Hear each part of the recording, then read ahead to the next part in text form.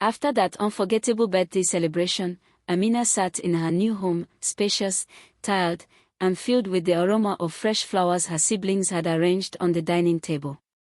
She wasn't used to such quiet. For years, she had lived in a small clay house where the sounds of frying oil, crying children, and bustling market life filled every space. That night, she couldn't sleep.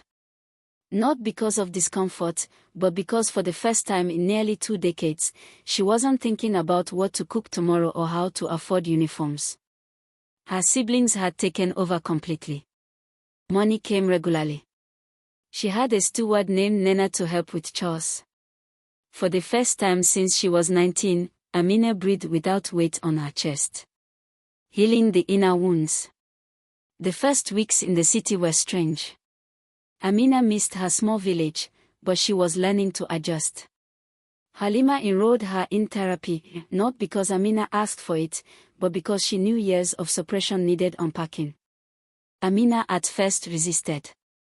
"I am not mad," she told the gentle therapist. "No, you're not," the woman smiled, "but you are tired. And tired women deserve rest, too." Amina cried the second session, deep, guttural tears. She spoke of nights she went to bed hungry, hiding her pain so her siblings could sleep in peace. Of the proposals she turned down. Of the way the village girls would whisper, calling her the spinster mother. "I didn't do it for fame," she whispered. "I know," the therapist said. "You did it for love. But now you must let yourself be loved back." An unexpected turn of love. One evening, while visiting Halima's foundation event for orphan girls, Amina crossed paths again with Suleiman, the man who once pursued her years ago. He had not married. "I didn't find a woman who matched your kind of heart," he said. Amina blushed but kept her composure. They started talking again, slowly. There were no promises. Just laughter, shared memories, and a new ease that had been missing from her life. Over time, Suleiman became a family friend, attending Sunday lunches and helping Amina adjust to city life. Her siblings teased her gently. "It's your time now, sister.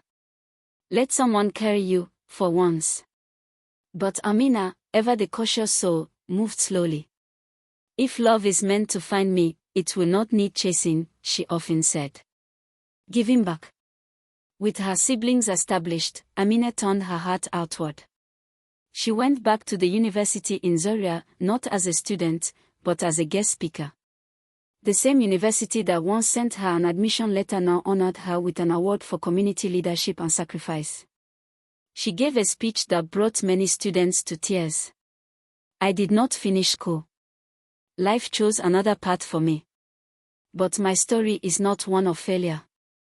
It is proof that no act of love is wasted." Later that year, Amina used part of the money her siblings gave her to start a small scholarship fund for village girls who had to drop out due to family responsibility. She called it the Sadiya Fund, after her mother. The celebration of legacy. The village back home had changed too. The house she once lived in was renovated and turned into a community center where children could learn to read and women could take tailoring classes. Her name was painted on the wall in gold letters. Amina Musa Foundation, built on love and sacrifice. People traveled from faraway towns to hear her story. She was invited to radio shows, women's groups, and church and mosque events. But Amina remained humble. "I am not a saint," she'd say. "I just did what needed to be done." A full circle moment. On the 20th anniversary of their parents' death, Amina and her siblings returned to the village together. They stood at the graves of Baba Musa and Mama Sadiya, now adorned with marble headstones and fresh flowers. They held hands, formed a circle, and prayed. "We kept the family together," Idra said, his voice choked.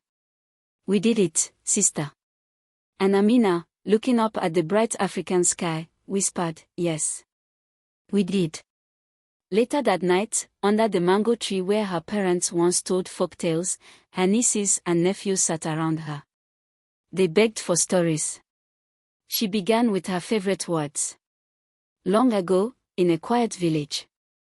And just like that, Amina's legacy continued, not just in sacrifice, but in story, in service, and in the souls she had saved. Final message.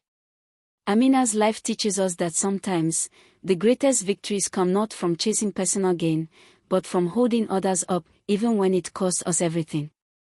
Yet somehow, the love we give always finds its way back, multiplied, purified, and deeply rooted.